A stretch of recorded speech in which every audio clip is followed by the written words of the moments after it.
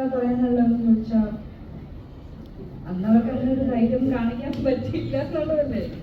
ഇനിയുള്ള ഫ്യൂച്ചർ ജനറേഷൻസിനോടെ പറയാൻ പറ്റുള്ളൂ. കാരണം അവരുടേത് ഇപ്പൊ അവരുടെ ലൈഫ് അവർ ജീവിച്ചുകൊണ്ടിരിക്കുകയാണ്.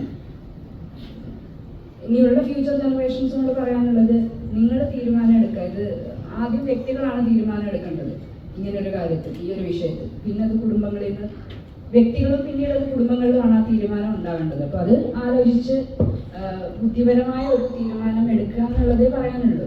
കാരണം നമ്മളിപ്പോൾ ഈ ഒരു സിനിമ ചെയ്തതുകൊണ്ടോ അല്ലെങ്കിൽ ഇങ്ങനെയുള്ള വിഷയങ്ങളെ കുറിച്ച് നമ്മൾ സംസാരിച്ചത് കൊണ്ടോ ഒറ്റ രാത്രി കൊണ്ട് ഒരു രാത്രി ഇരുട്ടി വെളുക്കുമ്പോഴേക്കും മാറ്റം ഉണ്ടാകുമെന്ന് നമ്മൾ ആരും പ്രതീക്ഷിക്കുന്നില്ല. അങ്ങനെ ഒരു മാറ്റവും ഒരിടത്തും ഉണ്ടായിട്ടില്ല.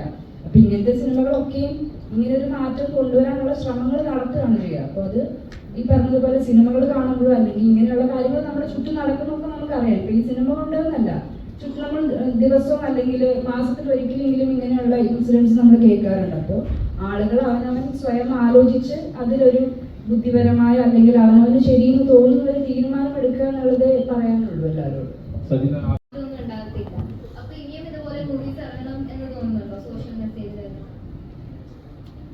ഇതിനെക്കുറിച്ച് മാത്രമാണ്,